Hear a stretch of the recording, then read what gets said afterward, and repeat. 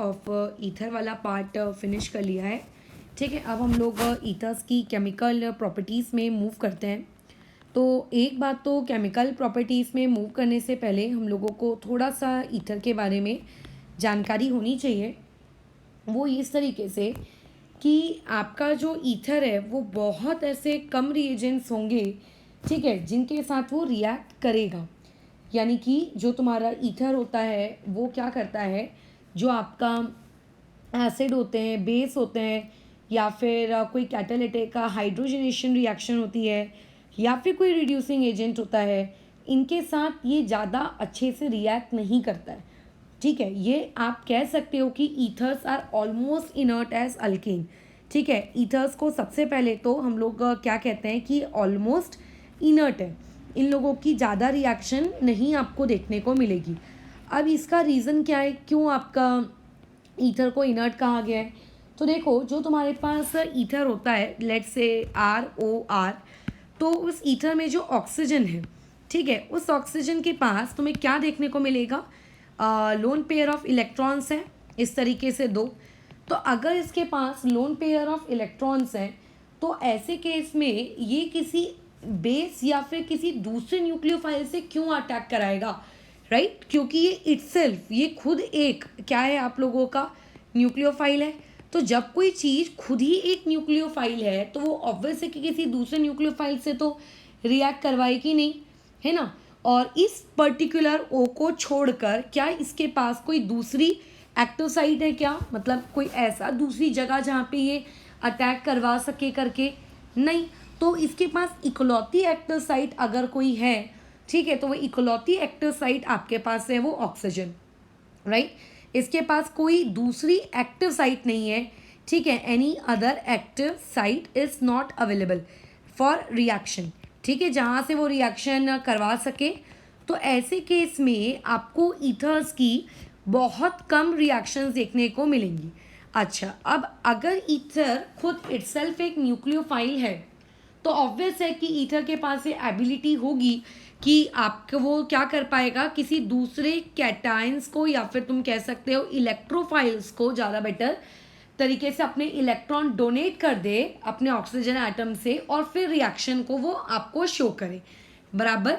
तो यहाँ पे यही होता है कि ईथर की रिएक्शन तुम्हें न्यूक्लियोफाइल्स के साथ नहीं देखने को मिलती है, हाँ, बट ईथर्स एक्चुअल में अपनी रिएक्शन किसके साथ शो करवाता है, आपके इलेक्ट्रोफाइल्स के साथ शो कराता है एक ऐसी सिचुएशन में जब वो किसी से इलेक्ट्रॉन ले नहीं रहा है, जब वो क्या कर रहा है, इलेक्ट्रॉन दे रहा है, राइट। वो किसी एक इलेक्ट्रोफिलिक स्पीशीज़ को क्या करेगा, अपने इलेक्ट्रॉन देगा करके, बराबर, पक्का।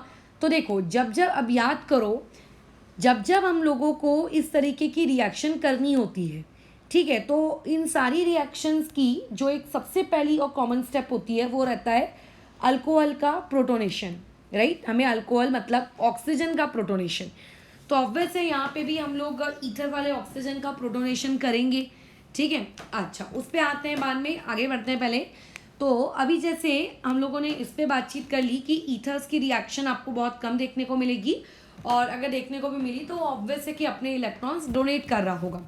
नेक्स्ट पॉइंट में आते हैं, वो ये है कि जो आपका ईथर्स होता है, ईथर्स में हम ये वाली रिएक्शन देखेंगे। जैसे अगर तुम्हारे पास ROR है तो आपको ये रिएक्शन देखने को मिलेगी जब ऑक्सीजन और हम उस पर्टिकुलर कार्बन के बीच का बॉन्ड तोड़ रहे हैं, यानी कि ईथर की रिएक्शन में हम कार्बन ऑक्सीजन बॉन्ड का क्लीवेज करते हैं, लेकिन ये जो क्लीवेज यहाँ हो रहा है, ये क्लीवेज भी तुम लोगों के ऑर्डिनरी कंडीशंस पे नहीं होता, राइट। अगर हम लोग इसकी रिएक्शन पढ़ेंगे तो इस रिएक्शन में भी ये वाली चीज़ क्या है, आपकी ऑर्डिनरी टेम्परेचर पे या फिर ऑर्डिनरी कंडीशंस पे नहीं होती। इस तरीके के क्लीवेज को क्या चाहिए होती है, ड्रास्टिक कंडीशंस चाहिए होती हैं।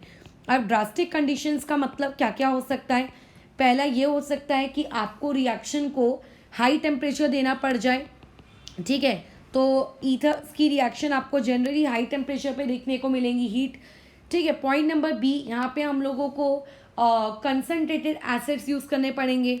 अब ऑब्वियस है कि जैसे मुझे पता है, अगर मुझे उसकी रिएक्शन HF, HCl, HBr या HI से करानी है तो डेफिनेटली HF और जो आपका HCl है वो ज़्यादा अच्छे स्ट्रॉन्ग एसिड्स नहीं है। तो स्ट्रॉन्ग एसिड्स की गिनती में कौन आते हैं यहाँ पे? कंसनट्रेटेड आपका HI और या फिर आप कह सकते हो कंसनट्रेटेड HBr।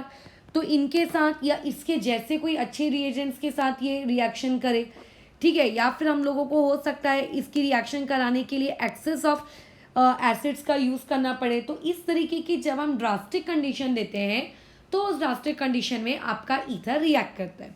पॉइंट नंबर 3 में आऊँ। पॉइंट नंबर 3 ये है कि लेट से तुम्हारे पास ईथर का कुछ इस प्रकार का कॉम्बिनेशन है, जैसे आपके पास एक कॉम्बिनेशन है PH यानी कि बेंजीन रिंग, फिर ऑक्सीजन, और इस तरफ है आपके पास R यानी कि कार्बन की चेन, यानी कि अल्काइल अराइल ईथर्स।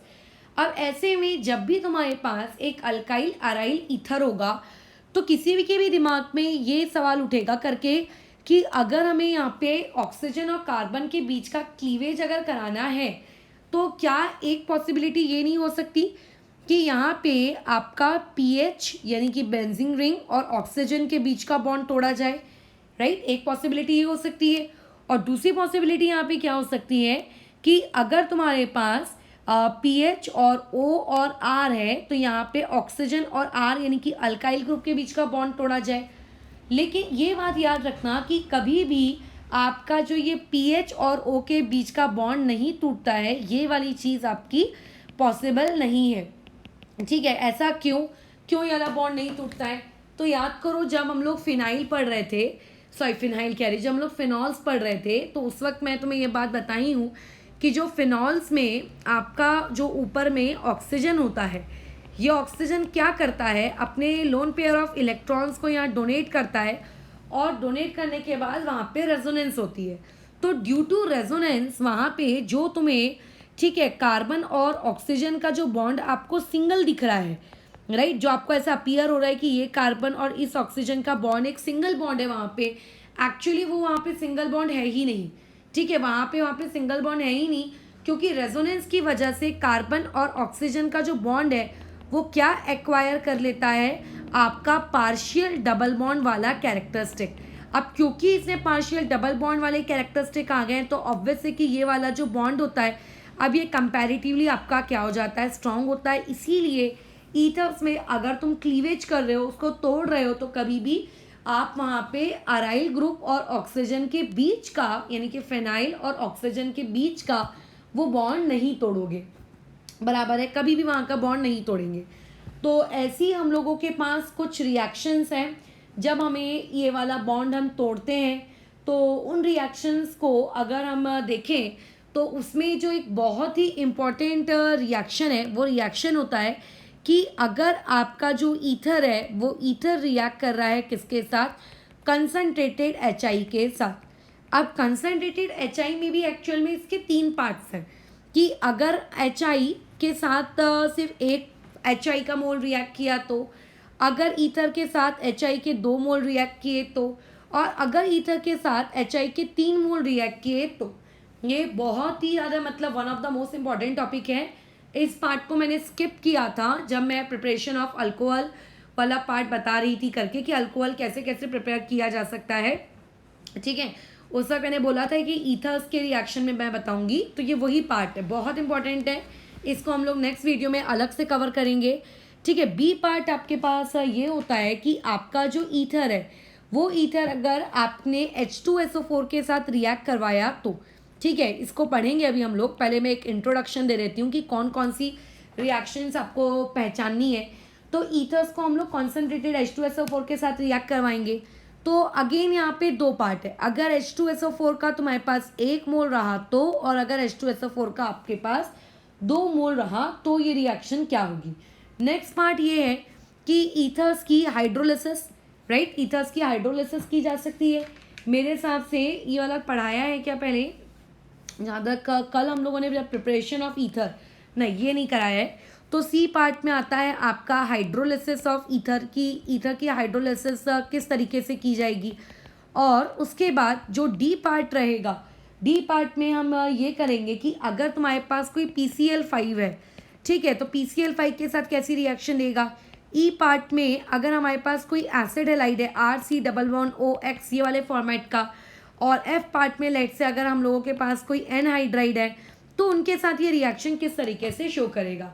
तो राइट नाउ अभी हम लोग जो पार्ट अभी फिनिश करेंगे वो पार्ट आपका रहेगा कि ईथर को अगर एनहाइड्राइड के साथ रिएक्ट कराया गया तो ईथर ने कैसी रिएक्शन देनी है, और अगर ईथर को आप लोगों ने रिएक्ट करवाया किसके साथ, PCl5 के साथ, या फिर कह सकते हो किन के साथ, या आपके RC डबल बॉन्ड OX के साथ, तो वो किस तरीके का रिएक्शन देगा।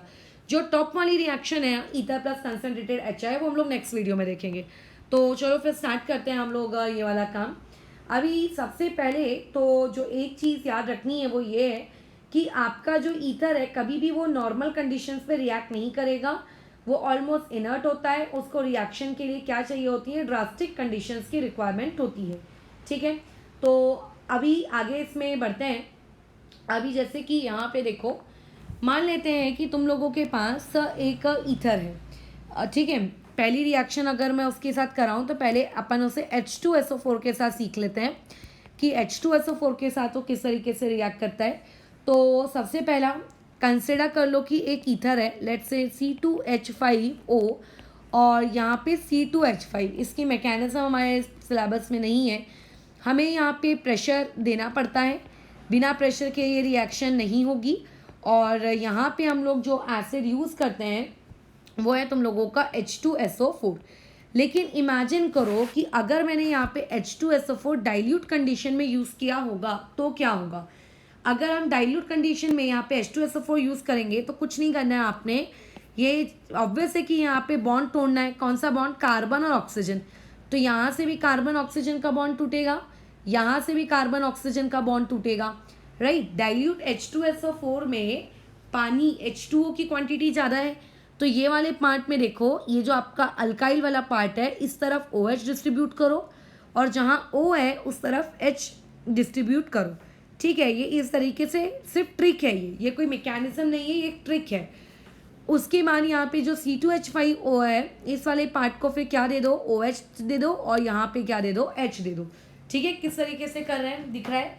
तो अभी जो आपका लेफ्ट वाला पार्ट है वो लेफ्ट वाले पार्ट में अगर C2H5 को क्या मिल जाएगा, आपका OH मिल जाएगा, तो वो वाली चीज़ क्या हो जाएगी, प्रोडक्ट क्या बना लेगा वहाँ से, C2H5OH।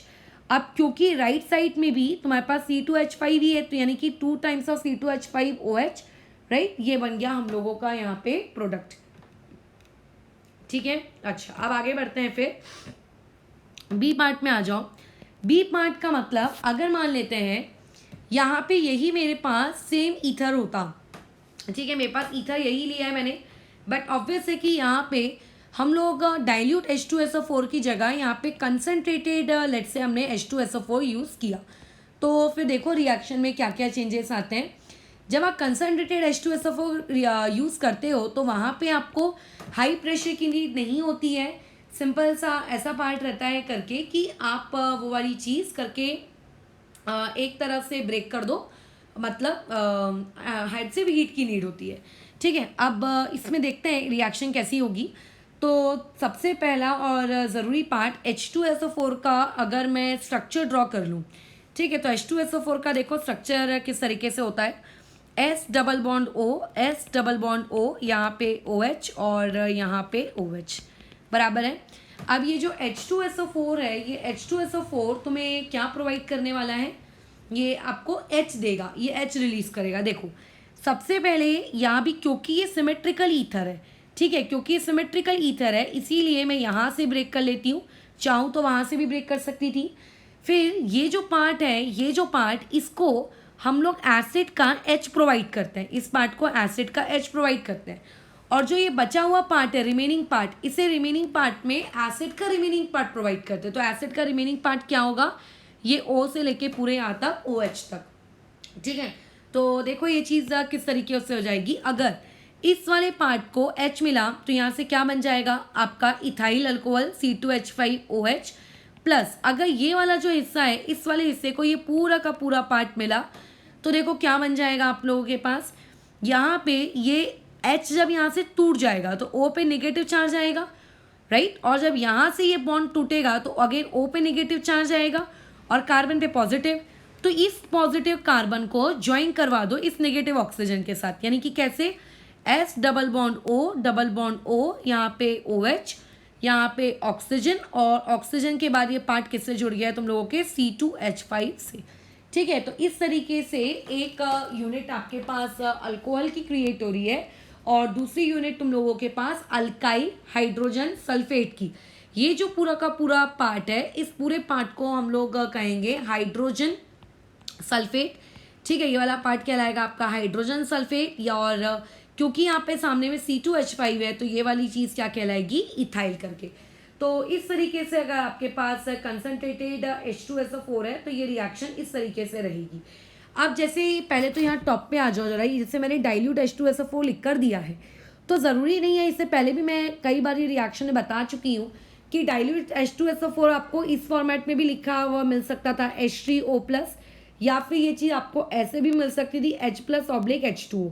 तीनों में से कोई भी फॉर्मेट यहाँ पे लिख कर आए, ये बात तुम हमेशा जान लेना करके कि वहाँ पर वो चीज़ दोनों यूनिट आपके कौन से प्रोड्यूस होने वाले हैं, अल्कोहल के ही प्रोड्यूस होंगे करके। ठीक है, और इसमें भी पहली स्टेप आपकी प्रोटोनेशन ही होती है। जैसे अगर उस वाली चीज़ का मैं एक्सप्लेनेशन दूँ तो जस्ट कंसिडर करते हैं हम लोगों के पास एक ईथर है, लेट्स से ये ईथर आपके पास है। ठीक है, इसमें आपने डाला डाइल्यूट H2SO4, तो डाइल्यूट H2SO4 का मतलब ये होता है करके कि यहाँ पर आपको H+ मिलेगा। अब H+ उस ईथर के पास आकर क्या करेगा, ऑब्वियस है कि उस वाले ईथर को वो प्रोटोनेट करेगा, है ना। तो यहाँ पे जब वो ईथर को प्रोटोनेट करेगा तो ये वाली चीज़ देखो कैसे में कन्वर्ट हो जाएगी तुम लोगों के पास। ये वाला पार्ट आया, यहाँ पे ऑक्सीजन ने क्योंकि अपना एक बॉन्ड H के साथ बना लिया, और इस तरीके से अब देखो ऐसे करने पे ऑक्सीजन पे क्या आया है, पॉजिटिव चार्ज आया है। अब ऑक्सीजन पे क्योंकि पॉजिटिव चार्ज आया है तो ऐसे में अब ये पूरी कोशिश करेगा करके कि अपने ऊपर के पॉजिटिव चार्ज को हटाए, बराबर है। तो अब हटाने के लिए इसको एक बॉन्ड तोड़ना है। अब ऑब्वियस है कि यहाँ पे जो बॉन्ड टूटेगा ये आपका H वाला बॉन्ड नहीं टूटेगा, क्योंकि अगर वही वाला बॉन्ड तोड़ दिए तो जहाँ से तुम शुरू किए हो वहीं पहुँच जाओगे, रिएक्शन बैकवर्ड हो जाएगी ना, वो तो काम करना नहीं है। तो ऑब्वियस है या तो इस तरफ का बॉन्ड टूटेगा या तो इस तरफ का बॉन्ड टूटेगा। But the most important question कि कौन से मैकेनिज्म, राइट, SN1 की SN2।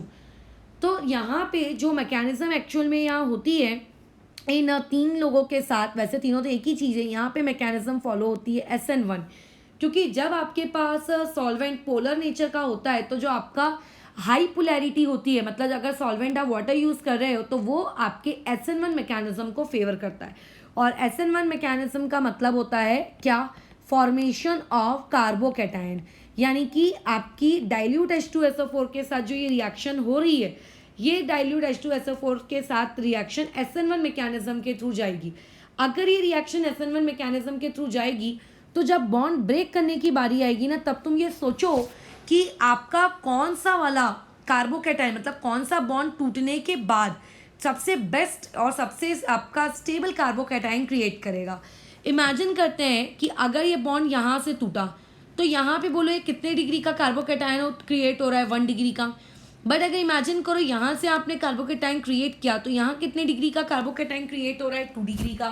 तो इसका मतलब यहाँ पर बॉन्ड कहाँ से टूटने वाला है, ये ऑक्सीजन और ये कार्बन के बीच का बॉन्ड टूटेगा। और जब इस ऑक्सीजन और इस कार्बन के बीच का बॉन्ड टूटेगा तो ये ऑब्वियस है कि ये इलेक्ट्रॉन्स यहाँ शिफ्ट हो जाएंगे, और जब ये इलेक्ट्रॉन्स यहाँ पे शिफ्ट हो जाने तो देखो यहाँ से फिर प्रोडक्ट तुम लोगों के पास क्या आ जाएगा, यहाँ से ये वाला जो है आपका आइसोप्रोपाइल ग्रुप, इसके पे क्रिएट हो गया कार्बोकैटायन, प्लस जो ये आपका बाजू में ये ग्रुप है इससे जुड़ा हुआ है ऑक्सीजन, और ऑक्सीजन के पास अब उसके पेयर्स वापस आ गए और ये H उसको ऐसा लगा हुआ मिल गया, राइट, ये इस तरीके से मिल गया। तो ध्यान देना कि अगर मैं इस ऑक्सीजन को लेबल कर दूं कि ये ऑक्सीजन एक आइसोटोपिक ऑक्सीजन है, दैट इज O18, तो इस रिएक्शन के होने के बाद ये ऑक्सीजन किसके पास गया, तो ये ऑक्सीजन उसके पास गया जो वहाँ पे आपका लेस स्टेबल कार्बोकैटायन था, बराबर।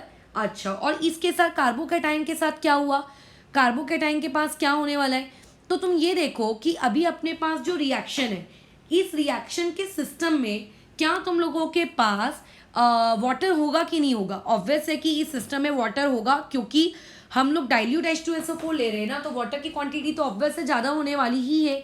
तो ऐसे केस में अब जैसे मान लेते हैं कि मेरे पास एक वाटर का मॉलिक्यूल मेरे आजू बाजू ऐसे घूम रहा है, ठीक है, ये वाटर का मॉलिक्यूल है, इस वाटर के मॉलिक्यूल के ऊपर ये ऑक्सीजन है, तो ये ऑक्सीजन क्या करेगा, अपने इलेक्ट्रॉन्स इस कार्बोकैटायन को देगा, ठीक है। अगर ये इलेक्ट्रॉन्स उस कार्बोकैटायन के पास गए तो देखो ये चीज़ कैसी हो जाएगी, ये आपका ग्रुप, ये वाले ग्रुप की ज्वाइनिंग हो चुकी है, किसके साथ ज्वाइनिंग होगी, तुम्हारे ऑक्सीजन के साथ उसने बॉन्ड बनाया।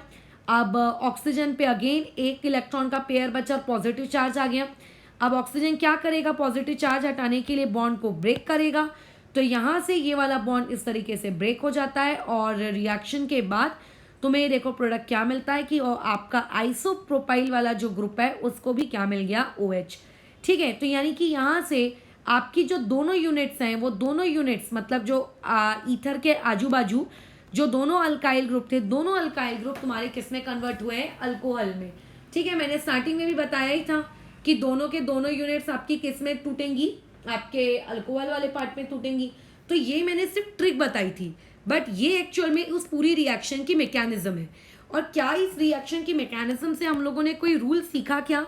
तो यस, हमने यहाँ से रूल सीखा। रूल नंबर पहला हमने ये सीखा कि जब भी आप इस चीज की रिएक्शन डाइल्यूट H2SO4 के साथ कराओगे तो ये रिएक्शन SN1 पाथवे को फॉलो करती है, और अगर ये रिएक्शन SN1 पाथवे को फॉलो करती है तो इसका मतलब इस रिएक्शन में कार्बोकैटायन बनता होगा, और अगर इस रिएक्शन में कार्बोकैटायन बनता है तो आफ्टर प्रोटोनेशन, ठीक है, सबसे पहली स्टेप तो देखो H+ को ऐड करना ही है, तो H+ को ऐड करने के बाद ये वाली स्टेप के बाद जब ऑक्सीजन को अपने ऊपर का पॉजिटिव चार्ज हटाना है तो वो एक बॉन्ड तोड़ेगा, राइट। तो कौन सा वाला बॉन्ड टूटेगा, जो ज्यादा स्टेबल कार्बोकैटायन फॉर्म कर रहा होगा, ठीक है। तो after protonation break that bond या ब्रोक दैट बॉन्ड, ठीक है, which will form most stable carbocation, ठीक है, विच विल फॉर्म आपका मोस्ट स्टेबल कार्बोकैटायन।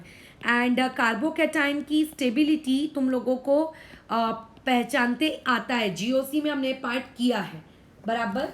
अच्छा, उसके बाद इसका सबसे इंपॉर्टेंट रूल कि देखो यहाँ से तो बॉन्ड टूट गया, यहाँ तो कार्बोकैटायन क्रिएट हो गया, लेकिन ये जो O वाला हिस्सा है, ये वाला O वाला हिस्सा किसको मिल गया, मतलब जो ईथर का ओरिजिनल ऑक्सीजन है, ठीक है, जो ईथर का ओरिजिनल ऑक्सीजन है, ठीक है, ईथर वाला जो ऑक्सीजन है वो ईथर वाला ऑक्सीजन किसको मिला, ये उस वाले अल्काइल ग्रुप को मिला, ठीक है, जिसका कार्बोकैटायन क्या था, लेस स्टेबल था। देखो 1 डिग्री वाले को मिला ना वो O18, राइट, यानी कि 1 डिग्री वाले ने जो अल्कोहल फॉर्म किया, वहां जो ऑक्सीजन है वो ऑक्सीजन का सोर्स क्या है, उस ऑक्सीजन का सोर्स है आपका ईथर। और जो तुम्हारा ये आइसोप्रोपाइल ग्रुप था जो कि स्टेबल कार्बोकैटायन बनाया था, इसको भी तो देखो आखिर एंड में तो ऑक्सीजन मिल ही गया, बट एक्चुअल में जो यहाँ पर आपका वाटर है, इस वाटर मॉलिक्यूल ने क्या किया है, अपना ऑक्सीजन किसको दिया है, जो आपका मोर स्टेबल कार्बोकैटायन है। तो इस तरीके से डाइल्यूट H2SO4 आपका क्या करता है, रिएक्ट करता है ईथर्स के साथ, ठीक है। एक और इसका इलस्ट्रेशन देखते हैं, तभी वाली चीज अच्छे से क्लियर होगी करके। जैसे कि यहाँ देखो इस तरफ मैंने दे दिया है एक मिथाइल ग्रुप, यहाँ पे ऑक्सीजन है और यहाँ पे तुम्हारे पास दे दिया है इथाइल ग्रुप। अब ऑब्वियस है कि इस रिएक्शन में मैं कह रही हूँ कि मैंने डाला है H+/H2O, यानी कि आपका डाइल्यूट एसिड हम लोग यहाँ पे दे रहे हैं। तो ऐसे केस में सबसे पहले आपकी जो फर्स्ट स्टेप होती है वो फर्स्ट स्टेप होती है प्रोटोनेशन। तो ये मैंने फर्स्ट स्टेप इसकी प्रोटोनेट कर लिया इसको, राइट। तो यहाँ पे जैसे ही हम इसको प्रोटोनेट करेंगे तो देखो प्रोटोनेट होने के बाद ये क्या हो जाएगा, CH3 और O और उसके बाद H और यहाँ पे CH2 और यहाँ पे क्या आ जाएगा, CH3, और यहाँ पे ऑब्वियस है ऑक्सीजन के ऊपर क्या आ गया, पॉजिटिव चार्ज आ गया।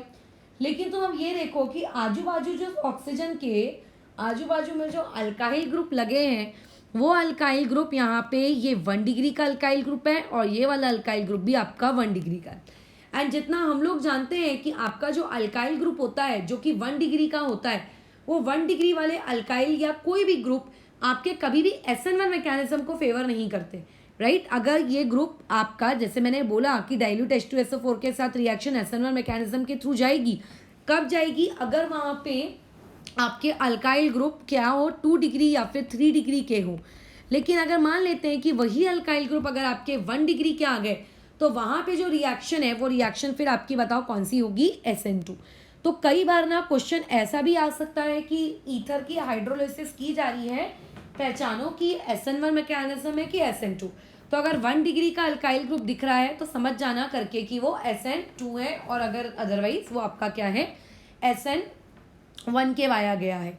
ठीक है, ऊपर वाले केस में SN1 क्यों किया था, क्योंकि एक तरफ 1 डिग्री था, एक तरफ 2 डिग्री था, और ऊपर से सॉल्वेंट भी अपना कैसा है, वाटर।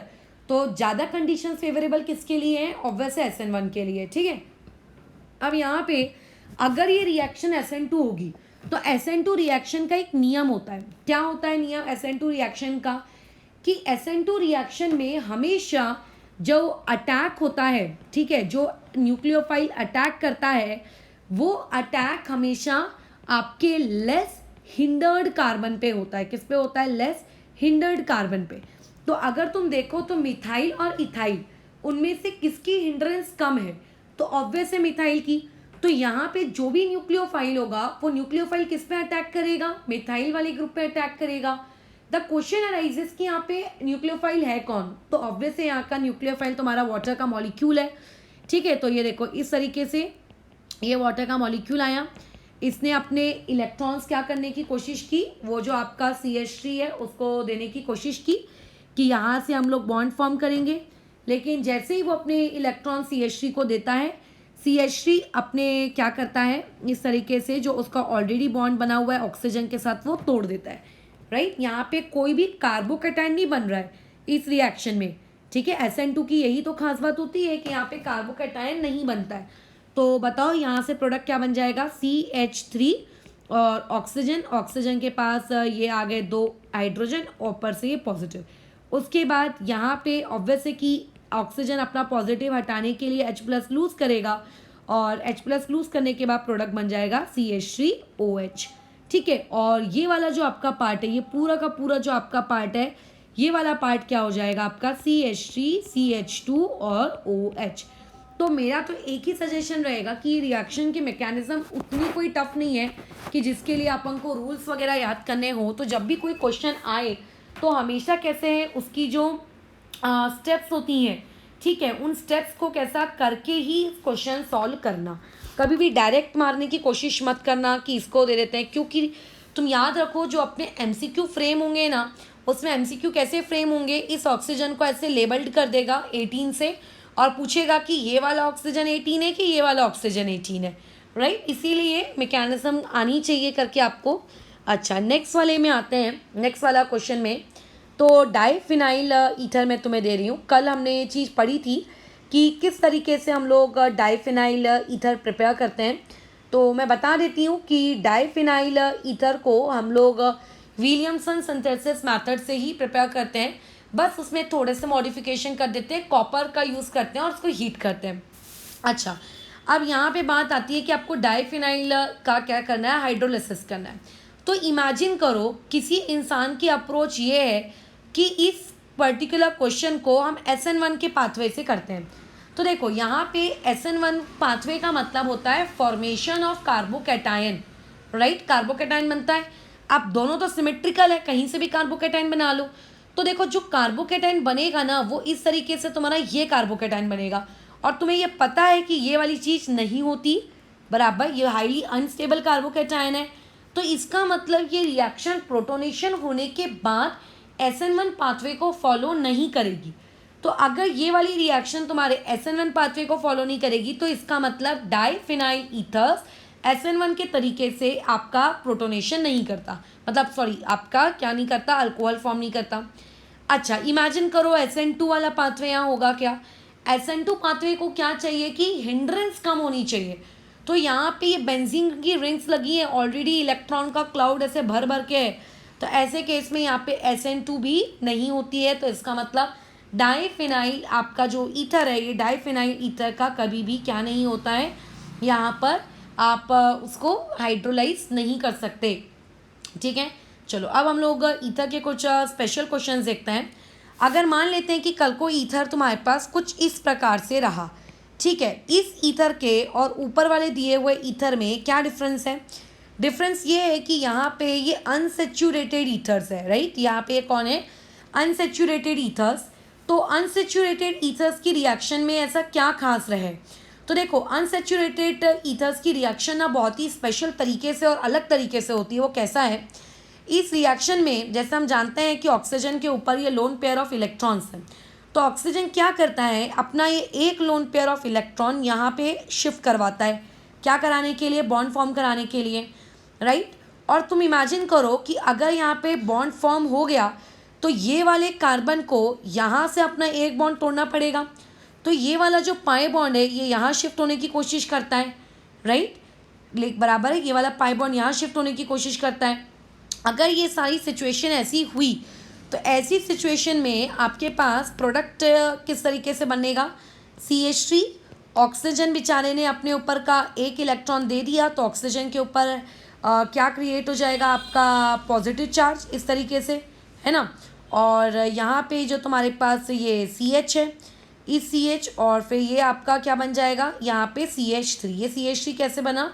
ये जो H+ है ना, ये H+ यहाँ पे जैसे ही CH2 के ऊपर इलेक्ट्रॉन शिफ्ट होंगे तो उसको मिल जाएगा। लेकिन अब तुम यहाँ पे ये देखो कि जो आपका जो CH है, इस CH के ऊपर इमेजिन करते हैं अगर ये वाली सिचुएशन मैंने कराई तो ऑक्सीजन पे पॉजिटिव चार्ज क्रिएट हो रहा है, और ऑक्सीजन पे जो तुम्हारा पॉजिटिव चार्ज है वो चीज़ अच्छी बात तो है नहीं, है ना। वो चीज़ अच्छा तो सिचुएशन को दिखा नहीं रही है करके कि ऑक्सीजन ने पॉजिटिव चार्ज है करके क्रिएट कर लिया, ठीक है। तो ऐसे में ये प्रोडक्ट अब किस तरीके से हो जाएगा कि जैसे ये H+ यहाँ जाएगा वैसे ही इस वाले पार्ट को मिल जाएगा OH, ठीक है, इस पार्ट को मिलेगा OH।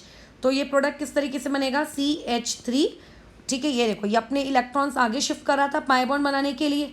अगर वो ऐसा करता तो ऑक्सीजन पे पॉजिटिव चार्ज आया, मतलब वो चीज़ ऐसी नहीं होगी। फिर अगर ऐसी नहीं होगी तो क्या होगा? ऑक्सीजन जो आपका है वो ऑक्सीजन वैसे का वैसे ही रहेगा। अभी वहाँ पे क्योंकि आपके इलेक्ट्रॉन शिफ्ट हो गए तो वो चीज़ CH3 बन गई और इस पर कैसा चार्ज क्रिएट हो गया? पॉजिटिव। तो यहाँ पे जो ये पॉजिटिव चार्ज क्रिएट हुआ है, इस पॉजिटिव चार्ज को अभी मिलने आया तुम्हारा वाटर मॉलिक्यूल यानी कि न्यूक्लियोफाइड। वाटर ही काय को आया क्योंकि सिस्टम में डाइल्यूशन है, राइट। तो देखो यहाँ से प्रोडक्ट क्या बन जाएगा? CH3O, उसके बाद यहाँ पे CH, ऑब्वियस है कि H2O लगेगा, फिर अगेन ऑक्सीजन पे पॉजिटिव आएगा एंड अगेन वहाँ पर आपका क्या कहते हैं, हाइड्रोजन को वो रिमूव करेगा। मैं डायरेक्ट आंसर लिख रही हूँ, तो यहाँ पे आ गया OH और यहाँ पे आ गया CH3। क्या फीलिंग दे रहा है ये तुम्हें ऐसा नहीं लग रहा है कि यहाँ पे इस डबल बॉन्ड के अक्रॉस एक जगह H ऐड हुआ है और एक जगह OH ऐड हुआ है, राइट। तो यहाँ पे हुआ ये है सिंपली कि जो आपका डबल बॉन्ड था उस डबल बॉन्ड के अक्रॉस यहाँ पे एडिशन हुआ है। किसका एडिशन हुआ है? एक तरफ H का और दूसरी तरफ OH का। चेक करो कि यहाँ पे मार्कोनी रूल फॉलो हो रहा है कि एंटी मार्कोनी रूल फॉलो हो रहा है। तो आपका negative part of the reagent यानी कि OH किस कार्बन को मिला है? जिसके पास आपके लेस नंबर ऑफ हाइड्रोजन्स हैं, राइट। तो यानी कि यहाँ पे कौन सा वाला रूल फॉलो हो रहा है? मार्कोनी। तो जब तुम लोगों के पास कोई एक अनसेचुरेटेड ईथर आ जाए तो अनसेचुरेटेड ईथर में क्या करोगे? उस अनसेचुरेटेड ईथर में डबल बॉन्ड वाला जो हिस्सा रहेगा ना, उस डबल बॉन्ड वाले हिस्से के वाया रिएक्शन होती है करके, ठीक है। लेकिन अगर तुम्हें ऐसा लगेगा कि ये रिएक्शन अभी रुक जाएगी तो नहीं, ये रिएक्शन अभी नहीं रुकती है। ये प्रोडक्ट जो बन चुका है ये ऐसे नहीं रुकता है। क्यों नहीं रुकता? क्योंकि हमें पता है एसिड में जो आपका H+ है क्या वो ईथर को प्रोटोनेट नहीं करेगा? क्या ईथर का तो प्रोटोनेशन होगा। तो ऐसे केस में उस एसिड का जो H+ है आपके इस ईथर के इलेक्ट्रॉन से वो क्या हो जाएगा? प्रोटोन, यानी कि प्रोडक्ट कुछ इस तरीके से बनेगा। CH3 ऑक्सीजन के ऊपर ये पेयर, यहाँ पे लटक रहा है आपका हाइड्रोजन या पॉजिटिव चार्ज, CH और यहाँ पे आ गया आपका OH, ये इस तरीके से आपका H और यहाँ पे आ गया CH3। ये इस तरीके की कोई सिचुएशन हमारे हाथ में आती है। अब यहाँ पे थोड़ा सा आपका रीअरेंज होता है। रीअरेंज वो इस तरीके से कि जो आपका ये ऑक्सीजन है ये अपना पॉजिटिव चार्ज हटाएगा। तो अब ये आपका पॉजिटिव चार्ज जब हटाएगा तो पॉजिटिव चार्ज हटाने के लिए उसको एक बॉन्ड ब्रेक करना पड़ेगा। तो वो कौन सा वाला बॉन्ड ब्रेक करता है? ये वाला जो ऑक्सीजन का, यानी कि ये जो OH जिस कार्बन से जुड़ा है ना, उस कार्बन और ऑक्सीजन का बॉन्ड ब्रेक होता है। तो ये जो दोनों इलेक्ट्रॉन से किस पे शिफ्ट होंगे? इस ऑक्सीजन पे। तो अगर ये दोनों इलेक्ट्रॉन इस ऑक्सीजन पे शिफ्ट हो गए तो ये चीज़ क्या हो जाएगी? CH3OH। ये बन गया आपके पास अल्कोहल का एक यूनिट, राइट। बट इस बेचारे के साथ क्या हो गया? ठीक है, इस बेचारे का प्रोडक्ट क्या बनेगा, तो क्योंकि जब इलेक्ट्रॉन चले जाएंगे तो इलेक्ट्रॉन्स के जाने के बाद वहाँ पे जो आपके पास सिचुएशन होगी वो इस तरीके से की होगी, इस कार्बन पे रहेगा पॉजिटिव चार्ज, राइट, और यहाँ पे रहेगा ऑक्सीजन, और ऑक्सीजन के साथ है हाइड्रोजन। तो अब ये जो ऑक्सीजन है ये आपका रीअरेंज करेगा, किस तरीके से रीअरेंज करेगा, ये अपने दोनों इलेक्ट्रॉन, याद रखना जब भी तुम्हें ऐसा कोई सिस्टम दिखे कि कार्बन के ऊपर आपको पॉजिटिव चार्ज दिख रहा है और कार्बन के ऊपर पॉजिटिव चार्ज के साथ साथ बाजू में एक उसी कार्बन पे एक OH का भी सिस्टम है, तो वहाँ से ये हाइड्रोजन वाले और ऑक्सीजन के बीच वाले इलेक्ट्रॉन्स शिफ्ट हो जाते हैं इस तरीके से, एंड प्रोडक्ट वहाँ से हमारे पास बनेगा कार्बन, इसके एक तरफ लगा है CH3, एक तरफ लगा हुआ है हाइड्रोजन, और वहाँ से बन गया डबल बॉन्ड O, और इस रिएक्शन से हमने H+ को रिमूव कर दिया। तो चेक करो, तो यहाँ पे आपके पास एक यूनिट बन गई है अल्डिहाइड की, और दूसरी यूनिट बनी है किस चीज़ की, अल्कोहल की। तो ये तुम लोगों का एक बहुत ही इम्पॉर्टेंट पार्ट था। इस चीज़ को एक बार प्रैक्टिस करके देख लेना खुद से कि तुम ये रिएक्शन अगर कल को अनसैचुरेटेड ईथर की आ जाती है तो उसको लिख पाते हो कि नहीं लिख पाते हो करके, ठीक है। और अगर अनसैचुरेटेड ईथर नहीं है तो किस तरीके से करना है रिएक्शन, वो पार्ट भी पता होना चाहिए करके, ठीक है। चलो अब इस टॉपिक पे थोड़े बहुत और क्वेश्चंस हम लोग देख लेते हैं कि किस तरीके से तुम्हें हाइड्रोलिसिस ऑफ ईथर पे क्वेश्चन आएगा। ये वाला तो मैं एक ऑलरेडी तुम्हें बता चुकी हूँ, अनसैचुरेटेड वाला, ठीक है। देखो जैसे मान लेते हैं ये आपके पास एक साइक्लिक ईथर दिए हैं, ये ऐसा कुछ, और यहाँ पे क्रिएट कर दिया है डबल बॉन्ड, और ऑब्वियस है कि इस रिएक्शन में लिख दिया है H3O पॉजिटिव। तो स्टेप बाय स्टेप चलते हैं, ठीक है। तो जैसे कि तुम्हें पता है कि यहाँ पे ये जो आपके पाई इलेक्ट्रॉन्स हैं, ये पाई इलेक्ट्रॉन शिफ्ट होंगे, क्या ये पाई इलेक्ट्रॉन इस कार्बन को मिलेंगे क्या, ऑब्वियसली नहीं, जो कार्बन ऑक्सीजन के नियर है उसको नहीं मिलेंगे, ये यहाँ शिफ्ट होंगे। यहाँ अगर शिफ्ट हुए तो आपके जो इस H3O+ में जो H+ है वो किस पे अटैक करेगा, मतलब वो वाला इधर जुड़ जाएगा, राइट। और ये वाली चीज़ देखो कैसी हो जानी है, ये कुछ इस तरीके से आ जाएगा ये प्रोडक्ट। ये आपके पास रिंग है, ये यहाँ से जुड़ा है यहाँ, अच्छा ये वाली पोजीशन में अब क्या हो गया, आपका वो बॉन्ड हट गया और यहाँ पे आ गया H, यहाँ पे आ गया H, यहाँ पे इस बेचारे पे आ गया पॉजिटिव चार्ज। अब तुम्हें पता है कि इस पॉजिटिव चार्ज को कौन आएगा आपका रिमूव करने के लिए, न्यूक्लियोफाइल। कौन है इस क्वेश्चन का न्यूक्लियोफाइल, H2O। अगर ड्यूटेरियम लगाओगे तो याद रखना D और OD आएगा, उतना चेंज करते अब तुम्हें आना चाहिए। अगर उतना भी चेंज नहीं कर पा रहे हो बिना बताए तो फिर गड़बड़ है। तो ये वाला इस तरीके से यहाँ H आ गया और यहाँ पे आ गया आपके पास OH। क्या ये रिएक्शन इतने स्टेप पे रुक जाएगी, क्या नहीं, ईथर फर्दर खुद को प्रोटोनेट करेगा, और अगर ने ईथर ने खुद की प्रोटोनेशन किया तो यहाँ पे आपका पॉजिटिव चार्ज, यहाँ पे पॉजिटिव, और इस तरीके से यहाँ पे OH। प्रोटोनेशन होने के बाद वो क्या करता है, बॉन्ड तोड़ेगा। तो कौन सा वाला बॉन्ड तोड़ेगा, क्या ये वाला बॉन्ड टूटेगा क्या ऑक्सीजन और हाइड्रोजन का, नहीं ये वाला नहीं टूटेगा। कौन सा टूटता है, OH जिस कार्बन पे लगा होता है उस कार्बन और इसके बीच का ये बॉन्ड टूटेगा, ये ऐसे, ठीक है। तो अगर ये बॉन्ड टूट गया तो ये चीज़ देखो कैसे में कन्वर्ट हो जानी है, ये आपका ऑक्सीजन, ठीक है, हाइड्रोजन उसके साथ है यानी कि OH, फिर ये जुड़ा हुआ है इस तरीके से, रिंग ही अलग उठेगी ये ऐसे। फिर यहाँ पे तुम्हें पता है कि इस ऑक्सीजन पे पॉजिटिव आएगा, मैंने अभी ऊपर ही बताया कि देखो इस ऑक्सीजन पे पॉजिटिव आता है, इस कार्बन पे सभी पॉजिटिव आता है, फिर वो खुद को रीअरेंज करके किस में कन्वर्ट कर लेता है, आपके डबल बॉन्ड में, ठीक है। तो अगर ये वाली चीज़ यहाँ पे खुद को रीअरेंज कर लेगी, क्योंकि यहाँ पे अगर मैं इसको थोड़ा सा क्लियरली अगर ड्रॉ करूँ तो ये ऑक्सीजन और हाइड्रोजन है, तो ये ऑक्सीजन हाइड्रोजन क्या करेगा, अपने यहाँ पे इलेक्ट्रॉन शिफ्ट करवा लेगा। तो अगर यहाँ पे इलेक्ट्रॉन्स शिफ्ट हो गए तो ये वाली चीज़ कुछ इस तरीके से में कन्वर्ट हो जाएगी, ऐसा ये बन गया आपके पास प्रोडक्ट करके, ठीक है। तो क्लियर है ये वाली चीज़ कैसे बनी है। तो ईथर का जो, ये अगर मैं इसको मार्क करूँ कि ये O18 है तो ये O कहाँ गया, ये O गया इस अल्कोहल वाले पार्ट को, और ये वाला O कहाँ से आया है, ये वाला O जो कीटोन में कन्वर्ट हुआ है, इसका सोर्स है कोई और नहीं बल्कि वाटर, ठीक है। चलो नेक्स्ट क्वेश्चन को ट्राई करो। हर क्वेश्चन को पहले ना पॉज कर लिया करो, उसका सोल्यूशन मत देखा करो और उसके बाद उसे देखा करो। ये O है, यहाँ पे Me है यहाँ पे O है और यहाँ पे Et है। अब तुम्हें यहाँ पे मैंने दो ईथर के मॉलिक्यूल्स दिए हैं, राइट। तो सबसे पहले आप यहाँ पे हाइड्रोलिसिस करोगे, तो अभी यहाँ पे तुम ये देखो कि किस चीज़ का आपको प्रोटोनेशन ईजी पड़ेगा।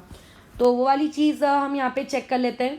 तो जैसे वैसे तो दोनों का ही करना है, तो दोनों का प्रोटोनेशन करते हैं। पहले इस वाली स्पीशीज़ का प्रोटोनेशन करते हैं। तो अगर इस वाली स्पीशीज़ का प्रोटोनेशन हुआ, ठीक है, तो देखो ये कैसा दिखेगा, ऊपर वाला OMe वैसे का वैसी, यहाँ पे प्रोटोनेट होने के बाद ये वाली चीज़ में इलेक्ट्रॉन्स, यहाँ पे पॉजिटिव चार्ज, यहाँ पे H और यहाँ पे ET। अब इसको अपना पॉजिटिव हटाने के लिए बॉन्ड तोड़ना है। तो बताओ ये कौन सा वाला बॉन्ड तोड़ेगा, वो तोड़ देगा ये वाला बॉन्ड ET को, कि ET तुम जाओ करके बाहर, राइट। इस तरीके से ET वाला बॉन्ड क्या हो जाएगा, तुम लोगों का बाहर निकल जाएगा। तो अगर ET वाला बॉन्ड बाहर निकलता है, तो ET वाला बॉन्ड क्या अपने आप बाहर निकलता है क्या? ये जो ऊपर मैकेनिज्म सिखाए हैं, ये ऊपर सबसे टॉप पे, इसे कौन आके लेके जाता है? वाटर मॉलिक्यूल आके लेकर जाता है। तो फाइनली वो भी कन्वर्ट तो अल्कोहल में ही होने वाला है। तो ये वाली चीज़ देखो क्या हो जाएगी, आपके पास आ जाएगा ETOH प्लस ये रही तुम्हारे पास रिंग, और रिंग में इस पोजिशन पे अभी कौन लगा हुआ है, OH। अब ऊपर वाले को भी प्रोटोनेट कर लेते हैं। तो ऊपर वाले को प्रोटोनेट किया इस तरीके से, बाद में जो यहाँ से Me है, ये Me वाला ग्रुप भी वाटर मॉलिक्यूल उसको निकाल देगा। तो एक ETOH तो पहले से था ही था, अब एक MEOH भी क्रिएट हो गया। अब जो तुम्हारे पास बचा वो रिंग इस तरीके की बची, यहाँ पे एक OH है और यहाँ पे एक OH है। अब एक बात बताओ, क्या एक कार्बन पे दो OH स्टेबल होते हैं क्या? नहीं। तो इस चीज़ की ट्रिक क्या होती है, हम लोग यहाँ से H2O एलिमिनेट कर देते हैं। तो अब यहाँ से अगर तुमने H2O को एलिमिनेट कर दिया, तो तुम्हारे पास जो चीज़ बची वो चीज़ क्या है, इस तरीके से रिंग, और यहाँ पे क्रिएट हो गया डबल बॉन्ड O। ठीक है। तो देखो मैथ्स कह रही हूँ, जो स्टेप्स है वो स्टेप्स आपकी सेम ही है, बस पेशेंटली काम करना है। लेट्स से इस तरीके का एक ईथर है आपके पास, यहाँ पे लगाया हुआ है OH, और अब तुम्हें रिएक्शन करनी है। ऑब्वियस है, यहाँ पे लिख के रखा है H3O+। ठीक है। तो अभी सबसे इम्पॉर्टेंट पार्ट, अगर आपके पास ईथर और अल्कोहल, अगर ये चीज़ें दोनों आपके पास साथ साथ आ जाए, क्योंकि अल्कोहल भी प्रोटोनेट होता है ये बात हमको पता है, और ईथर भी प्रोटोनेशन शो करता है ये भी बात हमको पता है, तो किसको प्रोटोनेट करोगे? तो वहाँ पे प्रोटोनेशन शो करेगा ईथर वाला पार्ट। ठीक है, इसको याद रखना। तो यहाँ पे आके अटैच हो जाएगा H, यहाँ पे पॉजिटिव चार्ज, इस तरीके से इस रिंग को हमने कंप्लीट किया, और यहाँ पे आ गया ऑक्सीजन, ये ऑक्सीजन के ऊपर ये ऐसा, ये कुछ इस प्रकार का सिस्टम क्रिएट होगा। अब ऑक्सीजन को अपना पॉजिटिव हटाना है, बताओ बॉन्ड कहाँ से ब्रेक होगा? बॉन्ड यहाँ से ब्रेक होगा। ये जो दोनों इलेक्ट्रॉन्स हैं ये किस पे शिफ्ट होंगे? यहाँ पे। अगर ये दोनों इलेक्ट्रॉन यहाँ शिफ्ट हुए तो इस पर्टिकुलर कार्बन पे पॉजिटिव चार्ज क्रिएट होगा। कार्बन पे पॉजिटिव चार्ज क्रिएट हो रहा है और बाजू में OH का सिस्टम है, तो वहाँ से क्या होता है, ये दोनों इलेक्ट्रॉन्स आपके यहाँ पे आ जाते हैं, मतलब डबल बॉन्ड क्रिएट करने के लिए।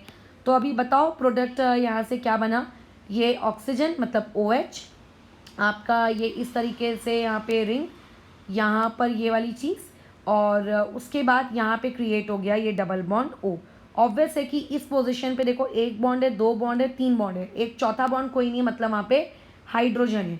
इस चीज़ को ऐसे मत कंफ्यूज कर देना कि ये वाला हाइड्रोजन निकाल के मैंने वहाँ लगा दिया, वो हाइड्रोजन वहाँ पे पहले से मौजूद था।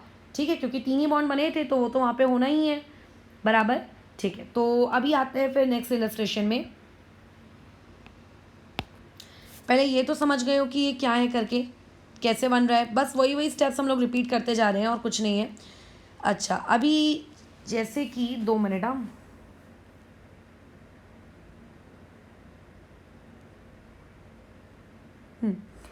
तुम्हारे पास ये एक क्वेश्चन है, इस क्वेश्चन में तुम्हें बताना है करके, जैसे रुको पहले मैं ड्रॉ कर लेती हूँ उस चीज़ को।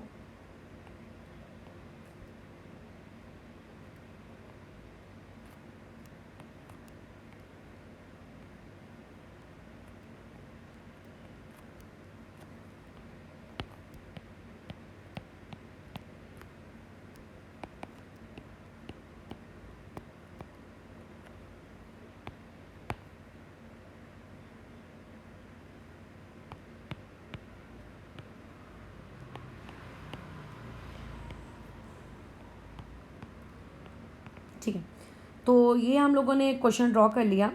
अब तुम्हें ये बताना है कि इसमें से कौन से ईथर के इसमें, ठीक है, यहाँ पर आप सबसे आसानी से करके मतलब क्या कर सकते हो, मतलब कौन से तरफ का बॉन्ड टूटेगा और किसकी ईज सबसे ज़्यादा होगी टूटने की। ठीक है, तो देखो जरा एक एक क्वेश्चन, पहले इस क्वेश्चन नंबर सी से एक बार स्टार्ट करो। क्या लगता है तुम्हें अपने दिमाग को थोड़ा सा अगर प्रयोग में लाओगे तो?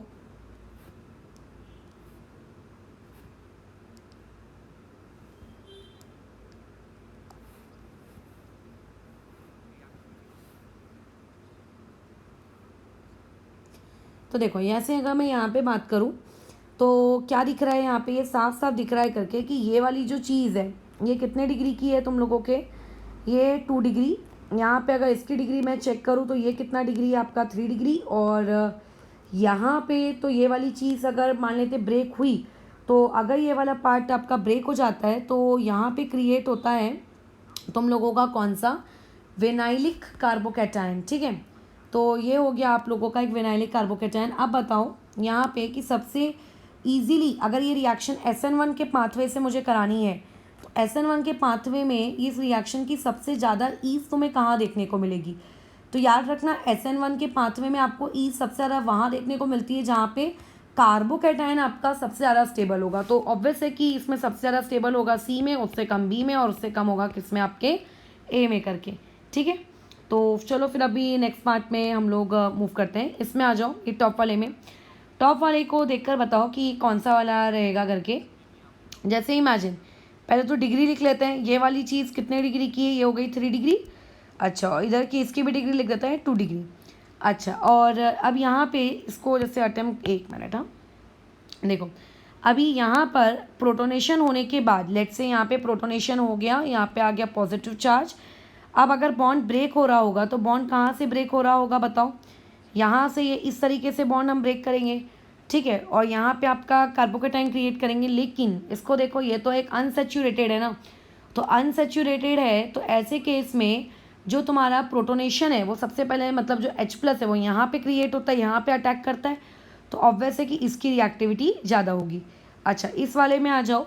यहाँ पे तो सबसे पहले चेक करो कि ये pH है, और यहाँ पे क्या है, pH के बाद एक कार्बन है। अगर इमेजिन करते हैं कि यहाँ से अगर मैंने बॉन्ड को ब्रेक करने का सोचा तो यहाँ से कुछ इस तरीके का फिनाइलिक कार्बोकैटायन क्रिएट होगा जो कि हाईली अनस्टेबल होता है, राइट? ये तो पॉसिबल ही नहीं है। और इस तरफ से क्यों कंपेयर नहीं कर रही हूँ, क्योंकि इस तरफ तो दोनों चीज़ें सेम है ना, कंपेयर करके क्या मतलब।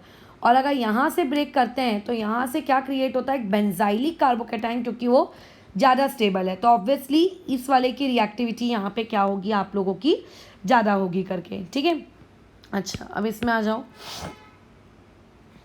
जैसे यहाँ पे बहुत सारे तुम्हें मैं दे रही हूँ, इन सारी चीज़ों में ये तुम्हें कुछ पार्ट याद रखने हैं, जैसे कि pH, OPH। जैसे मैंने अभी ऊपर बताया था, ये लोग ना SN1 करेंगे ना तो ये लोग SN2 करेंगे। क्यों?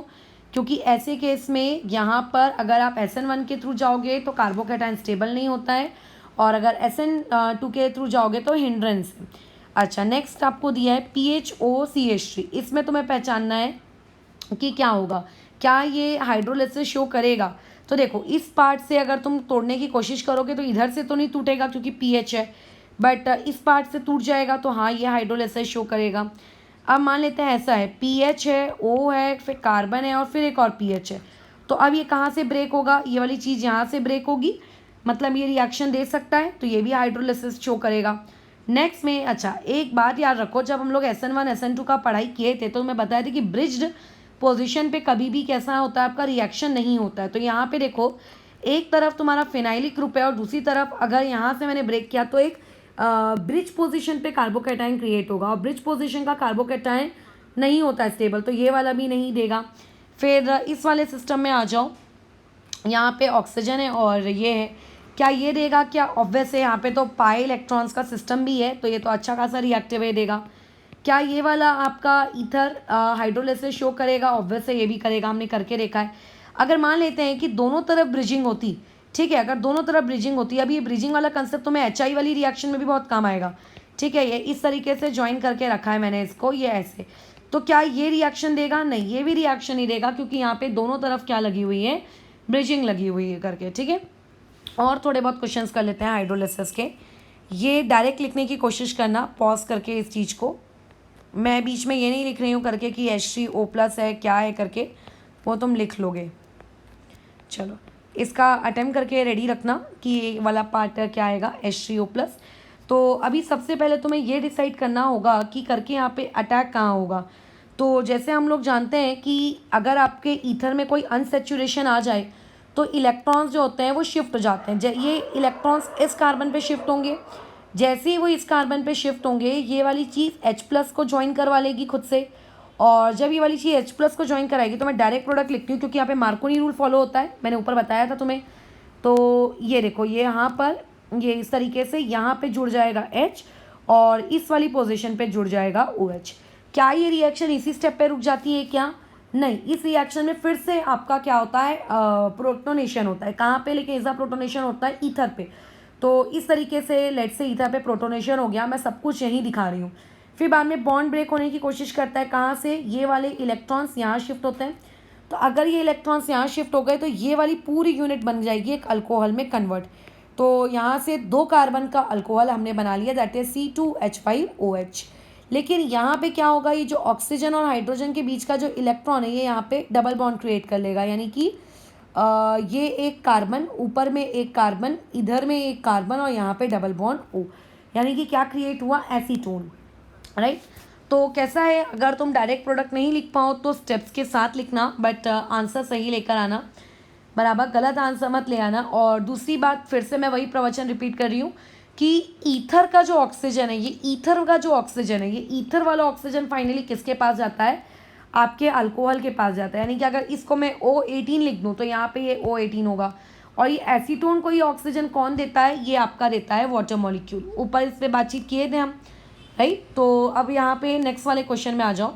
नेक्स्ट वाले क्वेश्चन में अभी जैसे कि यहाँ पर हो, तो यहाँ पे जैसे तुम्हारे पास लेफ़्ट साइड और राइट साइड दोनों तरफ तुम्हें डबल बॉन्ड वाला सिस्टम देखने को मिल रहा है। तो जब तुम्हें लेफ़्ट और राइट दोनों तरफ डबल बॉन्ड का सिस्टम देखने को मिल रहा है तो इसका आंसर क्रिएट करोगे। मैं बता देती हूँ इसका आंसर क्या है, ये आएगा इसका आंसर। चेक करो कि तुमसे ये वाला आंसर बनता है कि नहीं बनता है करके, ठीक है। अच्छा, और वैसे ही एक ये वाला भी अटेम्प्ट करके रेडी रखो।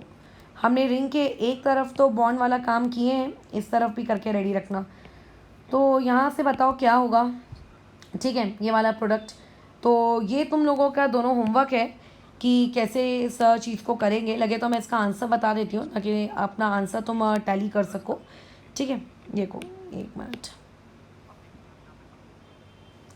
तो यहाँ पे ये वाली चीज़ तुम्हारे पास इस तरीके से में कन्वर्ट हो जाएगी, ये बन जाएगा एक आप लोगों के पास एसीटोन और दूसरा यहाँ बन जाएगा ये आपके पास अल्डिहाइड करके, ठीक है। तो इस वाली चीज़ को देख लेना, और लेट से अगर कोई दिक्कत है या कोई आंसर अगर नहीं आ रहा है तो फिर उस चीज़ को हम लोग फिर से एक बार देख लेंगे कि क्या पार्ट है जो मैच नहीं कर रहा है। अच्छा, एक और बता देती हूँ मैं नोट तुम्हें स्टार्टिंग में ही, उस नोट को ध्यान दो कि अगर तुम्हारे पास एक ईथर है और तुम अगर ईथर को ये कहते हो कि मैं सिर्फ वाटर डालूंगा और वाटर डालने से क्या हाइड्रोलिसिस होगी, तो ईथर की वाटर डालने से हाइड्रोलिसिस नहीं होती है। अगर आप उसकी हाइड्रोलिसिस बेसिक मीडियम में कराते हो तो बेसिक मीडियम में भी नहीं होती है। ऐसे ईथर की हाइड्रोलिसिस सिर्फ और सिर्फ आपकी कौन से मीडियम में होती है? एसिटिक। और उसमें भी अगर तुमने कॉन्सेंट्रेटेड H2SO4 यूज़ किया तो कॉन्सेंट्रेटेड H2SO4 यूज़ करने के क्या नुकसान होते हैं ये पार्ट पता होना चाहिए। अच्छा, अब इसमें एक आखिरी नोट, उसके बाद हम इस चीज़ को रोकते हैं कि अगर मान लेते हैं कल को तुम्हारे पास कोई 2 डिग्री का या फिर 3 डिग्री का आपके पास ईथर रहा, ठीक है, तो 2 डिग्री का और 3 डिग्री का ईथर हम मानते हैं। अगर डाइल्यूट H2SO4 किए हो तो डाइल्यूट H2SO4 का तो मैं ऑलरेडी तुम्हें ऊपर बता चुकी हूँ, देख लेते हैं कहाँ बताया, एक मिनट रुको। हाँ, आई थिंक स्टार्टिंग में ही मैंने बताया था SN1 मैकेनिज्म के साथ। अच्छा, ये वाली चीज़ SN1 में तो नहीं बताई थी, ऐसे ही बताया था।